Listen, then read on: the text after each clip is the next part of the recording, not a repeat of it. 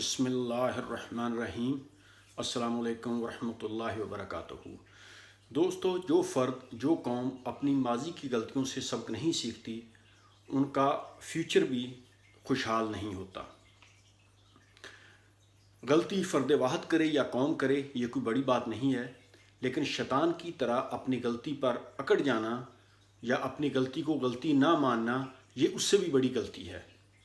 غلطیاں انسانوں سے ہو جاتی ہیں، قوموں سے بھی ہو جاتی ہیں، لیکن اچھا انسان وہی ہے جو اپنی غلطی کو بار بار رپیٹ نہ کرے، اپنی ماضی کی غلطیوں سے سبق سیکھے، حال میں اچھے کام کرے اور اپنے بہتر فیوچر کے لیے کوشش کرے۔ اللہ کے آخری نبی حضرت محمد مصطفیٰ صلی اللہ علیہ وآلہ وسلم کی زندگی ہمارے لیے نمونہ ہے۔ قرآن مجید فرقان حمید میں اللہ رب العزت کا ارشاد ہے، لَقَدْ كَانَ لَكُمْ فِي رَسُولِ اللَّهِ أُسْوَةٌ حَسَنَةٌ، بے شک تمہارے لیے رسول اللہ صلی اللہ علیہ وآلہ وسلم کی زندگی میں بہترین نمونہ ہے۔ اللہ کے نبی خاتم النبیین حضرت محمد مصطفیٰ صلی اللہ علیہ وآلہ وسلم نے ساری زندگی بہت سادگی سے بسر کی، سادہ غذا کھائی۔ بعض اوقات تو کئی دن گھر میں فاقہ ہوتا تھا، لیکن فاقے کے باوجود انہوں نے اپنے دفاعی بجٹ پر کمپرومائز نہیں کیا۔ ان کے گھر میں ان کی گھر کی دیواروں کے ساتھ تلواریں ہوتی تھی، انہوں نے گھوڑے اور اس دور کا جو اسلحہ تھا وہ تیار رکھتے تھے تاکہ کفر کے مقابلے کے لیے ہر وقت تیار رہیں۔ اور یہی سبق اللہ کے پیارے حبیب حضرت محمد مصطفیٰ صلی اللہ علیہ وآلہ وسلم نے صحابہ کرام رضوان اللہ تعالیٰ مجمعین کو بھی دیا۔ صحابہ کرام کی زندگی بھی بہت سادہ تھی، سادہ غذا کھاتے تھے، سادہ زندگی بسر کرتے تھے، لیکن کفر کے مقابلے کے لیے ہر وقت تیار رہتے تھے۔ اور صحابہ کرام رضوان اللہ تعالیٰ مجمعین کی چھوٹی سی جماعت نے کیسر و کسریٰ جیسی عظیم سلطنتوں کو پیروں تلے رون دیا تھا، اور اسلام کا جھنڈا جو تھا وہ دنیا میں پھیلا دیا تھا، دنیا میں گاڑ دیا تھا۔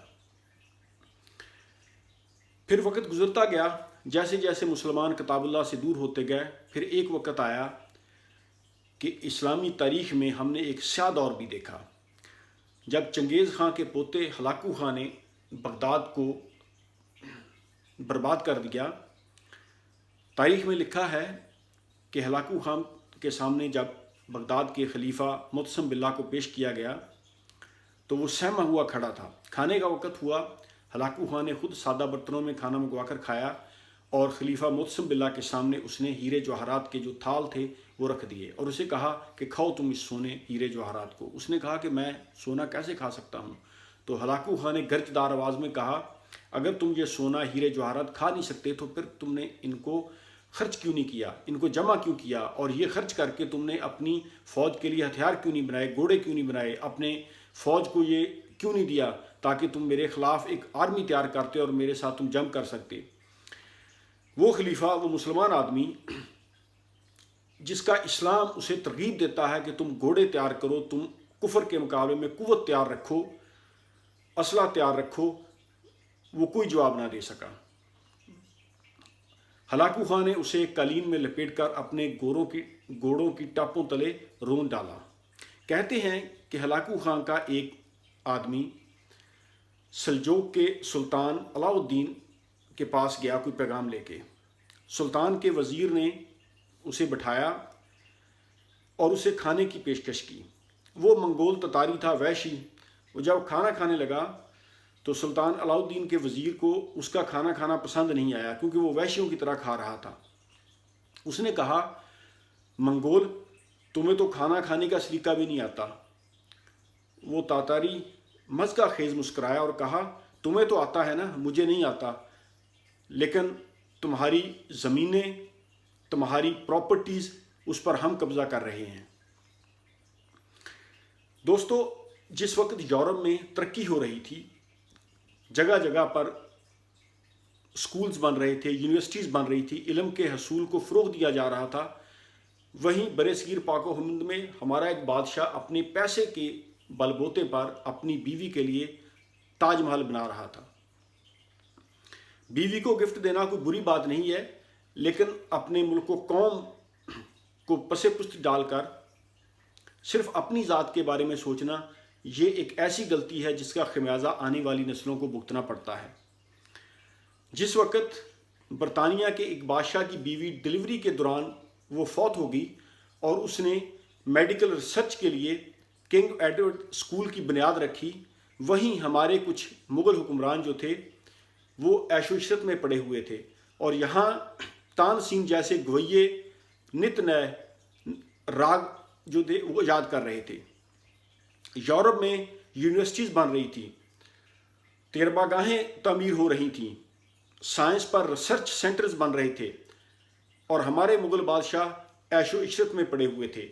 ये खाना खाने के तरीके कनीज़ों को बता रहे थे कि खाना कैसे पेश करना है और रक़्स की महफिलें कैसे जमानी हैं।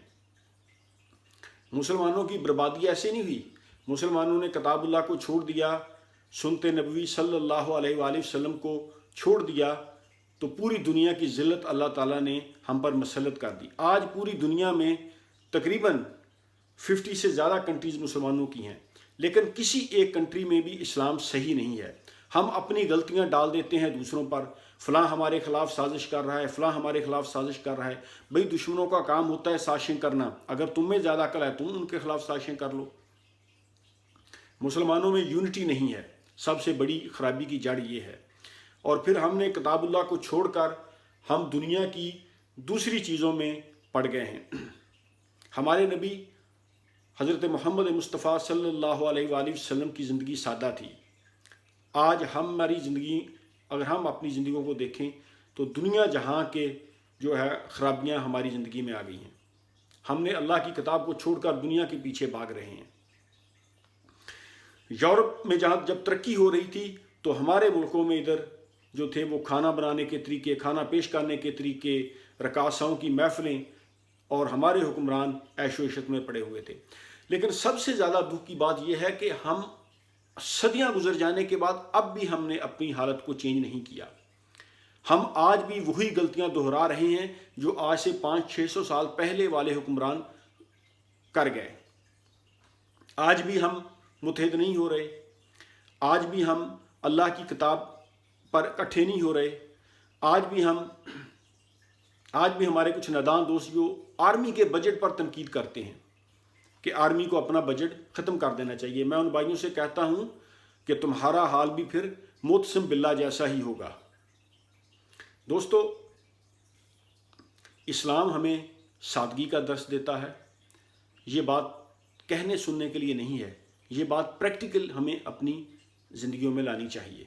हमें देखना चाहिए हमारी पैदाइश से लेकर शादी ब्याह तक, हमारे कफन दफन तक, क्या हमारी तमाम चीज़ें इस्लामी हैं? क्या हम इस्लाम के मुताबिक करते हैं? क्या हम ज़िंदगी अल्लाह के प्यारे हबीब हज़रत मोहम्मद मुस्तफ़ा सल्लल्लाहु अलैहि वसल्लम के तरीके के मुताबिक गुजारते हैं? अगर हम ऐसा नहीं कर रहे तो फिर हम पक्के और सच्चे मुसलमान नहीं हैं, फिर हमसे ज़िल्लत कभी ख़त्म नहीं होगी। अल्लाह के रसूल हज़रत मोहम्मद मुस्तफ़ा सल्लल्लाहु अलैहि वसल्लम के दौर में शिया, सुन्नी, अहले हदीस, देवबंदी, बरेलवी, वहाबी ये नहीं थे, मुसलमान थे। हमें मुतहद होना पड़ेगा।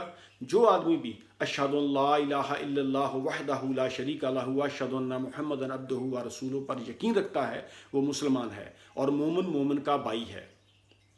हमें दीनी तालीम के साथ साथ दुनियावी तालीम भी हासिल करनी चाहिए और हमें कोशिश ये करनी चाहिए कि मुसलमानों को इकट्ठा करें, हमें यूनिटी हो और हम मिलकर इत्तेहाद से आगे बढ़ें।